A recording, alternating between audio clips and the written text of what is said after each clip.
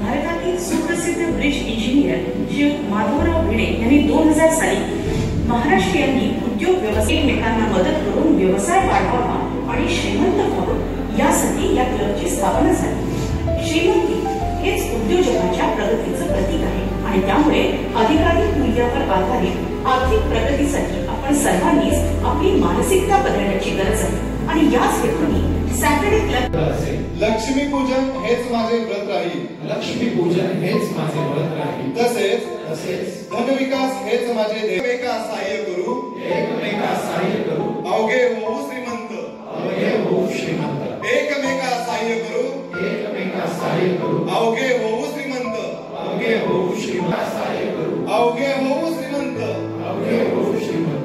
धन्यवाद। सर्वांनी जागेवर